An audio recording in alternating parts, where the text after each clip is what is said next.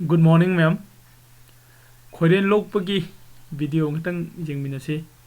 Hariba video sigi yamni special oibadi. Koina Korean si lokpa matamda magi mohum si koina lokpa matamda. Just koi jawba portion dang lokthoga koi macha jawba sing thambiram mako karigino harigadi. Hariba Korean gi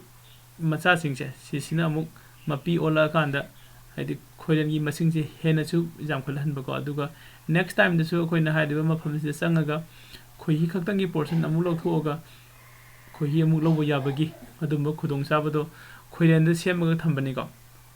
masi yadaba nate yai akhogi ai huji video se numi humni sangaga semjaba video ni ko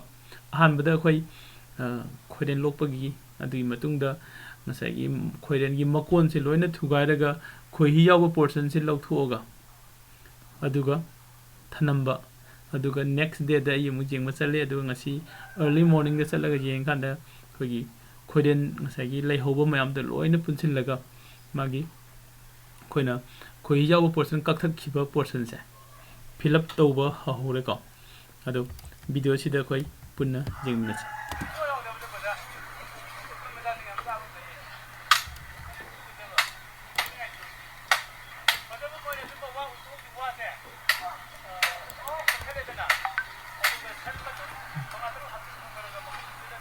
Hoi tasau bajabini ko sida Korean mohumgi manaka sangije wa marakta tairen pambi mahawe hariba tairen pambi sida khoi sina Korean sina makon sabane adu khoi gi makon se jauna ba lakpa matam da ngasagi khoi gi tasau na sangai ba u mathakta ni ko u mathakta karaga lakpa matam da ngasagi khoi gi wasa mayam am thatpa do wasa sin ka ka sangak pani ko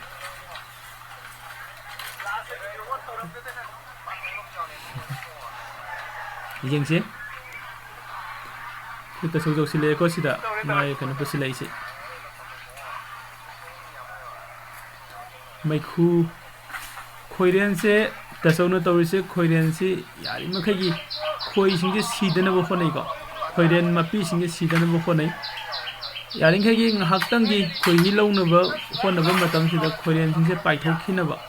to paithoga leina bagi kana sida khoi mai khu gumba sinaraga to yaring thagi khoi singje sidana bo khona bani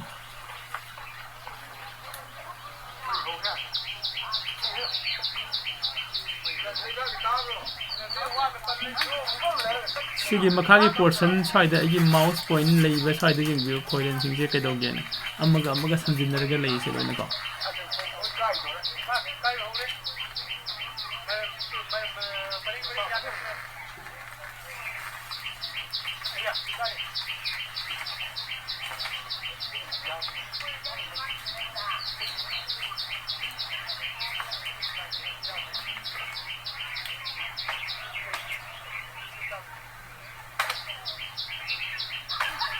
mamang desu khoina saina Korean makon si khoi khatang lauthoga macha jawba thanamba ko numidang da mi na musang silaga macha jawba portion se kakaga pugi besu yawe ko hairi besing se mayam da request ni tawbidana ba khoina Korean makon loiba khudingi magi makon se loina puthok piragadi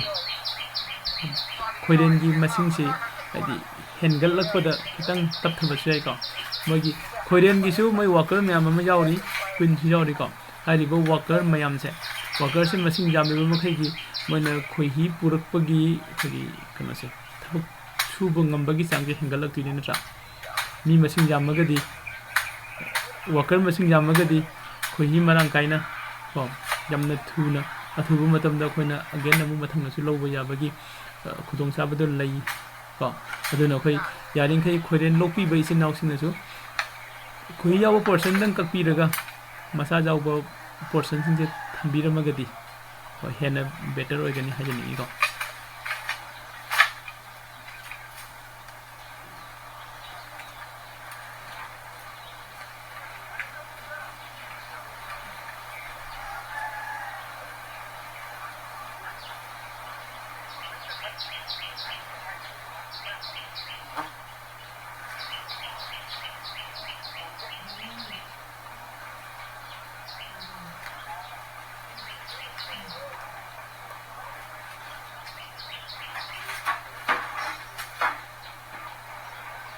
ꯑꯌꯥꯝꯕ ꯈꯣꯏꯔꯦꯟ ꯂꯣꯏꯅ ꯄꯥꯏꯊꯣꯛꯈ꯭ꯔꯦ ꯅꯠꯇ꯭ꯔꯥ ꯈꯔꯗꯪ ꯂꯩꯍꯧꯔꯦ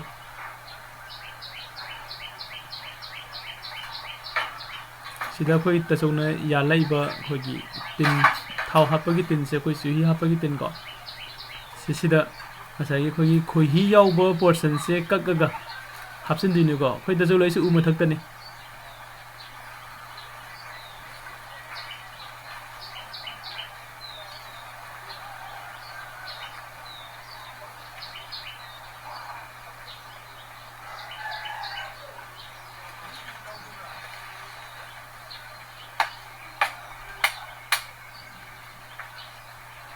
ꯈꯣꯏ ꯃꯀꯣꯟꯁꯦ ꯑꯗꯨꯝ ꯐꯖꯅ ꯆꯥꯎꯔꯦ ꯃꯌꯥꯝꯅꯁꯨ ꯎꯔꯤꯁꯤꯅꯤ ꯑꯩꯈꯣꯏꯒꯤ ꯇꯁꯧꯅ ꯈꯣꯏ ꯃꯀꯣꯟꯒꯤ ꯃꯊꯛꯇꯅꯤ ꯃꯥꯅ ꯍꯤꯞꯆꯤꯜꯂꯛꯏꯁꯦꯀꯣ ꯎꯁꯤꯒꯤ ꯃꯊꯛꯇ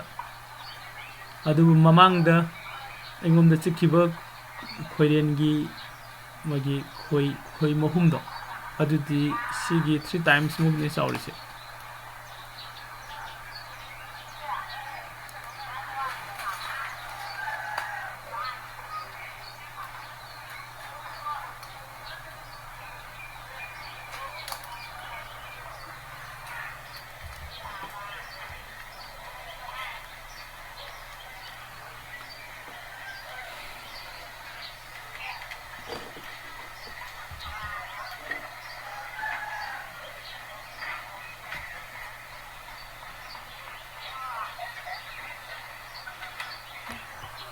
ꯈꯣꯏ ꯄꯥꯏꯊꯣꯛꯈꯤꯕ ꯃꯌꯥꯝꯗꯨ ꯄꯥꯏꯁꯤꯟꯕꯁꯨ ꯍꯧꯔꯛꯑꯦꯀꯣ ꯑꯗꯨ ꯁꯤꯗ ꯄꯥꯏꯁꯤꯜꯂꯒ ꯂꯩꯔꯤꯁꯦ ꯃꯣꯏꯒꯤ ꯃꯆꯥ ꯌꯥꯎꯕ ꯖꯒꯥꯗꯅꯤ ꯀꯣ ꯑꯩꯈꯣꯏ ꯇꯁꯧꯅ ꯍꯧꯖꯤꯛ ꯂꯧꯊꯣꯛꯅꯕ ꯍꯣꯠꯅꯔꯤꯁꯤꯅ ꯈꯣꯏꯍꯤ ꯌꯥꯎꯕ ꯄꯣꯔꯁꯟꯗꯣ ꯑꯗꯨ ꯂꯧꯊꯣꯛꯅꯕ ꯍꯣꯠꯅꯕꯅꯤ ꯈꯣꯏꯍꯤ ꯌꯥꯎꯕ ꯄꯣꯔꯁꯟꯁꯤ ꯂꯧꯊꯣꯛꯑꯒ ꯇꯁꯧ ꯁꯨꯝ ꯀꯨꯝꯃꯛꯀꯅꯤ ꯃꯈꯥꯗꯀꯣ ꯌꯦꯡꯃꯤꯟꯅꯁꯤ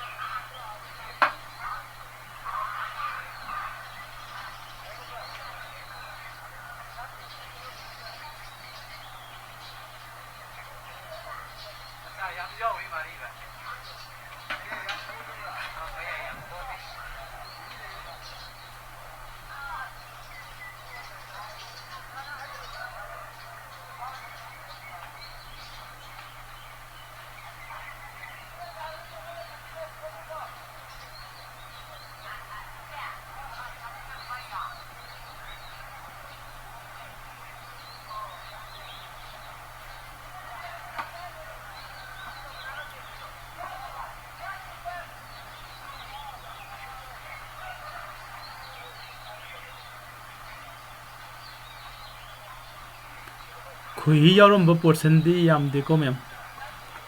ꯑꯇꯩ ꯁꯤꯗꯒꯤꯅ ꯁ꯭ꯋꯥꯏꯗ ꯂꯩꯔꯤꯕ ꯃꯌꯥꯝꯁꯦ ꯈꯣꯏ ꯃꯆꯥ ꯉꯥꯛꯇꯅꯦꯕ ꯁꯤꯒꯤ ꯃꯊꯛ ꯊꯪꯕ ꯄꯣꯔꯁꯟꯁꯦ ꯁꯤ ꯈꯛꯇꯅꯤ ꯑꯩꯈꯣꯏꯒꯤ ꯈꯣꯏꯍꯤ ꯌꯥꯎꯔꯝꯃꯤꯁꯦ ꯁꯤꯗ ꯈꯣꯏꯍꯤ ꯌꯥꯎꯔꯝꯃꯤꯕ ꯄꯣꯔꯁꯟꯁꯦ ꯁꯤ ꯈꯛꯇꯅꯤ ꯂꯧꯊꯣꯛꯏꯁꯦꯀꯣ ꯑꯗꯣ ꯉꯁꯥꯏꯒꯤ ꯑꯩꯈꯣꯏꯒꯤ ꯍꯧꯖꯤꯛ ꯂꯩꯔꯤꯕ ꯁꯤꯒꯤ ꯑꯩꯈꯣꯏꯅ ꯊꯅꯝꯂꯤꯕ ꯈꯣꯏ ꯃꯆꯥ ꯌꯥꯎꯕ ꯄꯣꯔꯁꯟꯁꯦ ꯁꯤꯒꯤ ꯄꯣꯔꯁꯟꯁꯤ ꯑꯩꯈꯣꯏ ꯅꯦꯛꯁ ꯗꯦꯗ ꯀꯣ ꯑꯩꯈꯣꯏ ꯆꯠꯂꯒ ꯑꯃꯨꯛ ꯌꯦꯡꯉꯀꯥꯟꯗ लोइना खोइसिंगसिने लोइना फिल तौसिले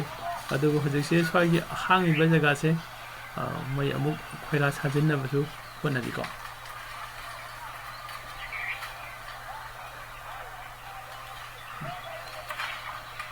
साइन तरुगा खोइ तसौना खोगी खोइगी निंथौ को तसौ बजबी हारिबा तसौसिना ngasai खोगी खोइही यावबा खक्तंगी पोर्शन से लौथोगा उ मथक्तगी ना कुमनबो होनगरेको अदुगा लेहौरिबसिना खोइ मसा जावबा ngatan खोइही यावबा पोर्शन दि खजितंगी लौगैसेको हारिबसिगी खोइ यावबा पोर्शन खजितंग लौथोकपसे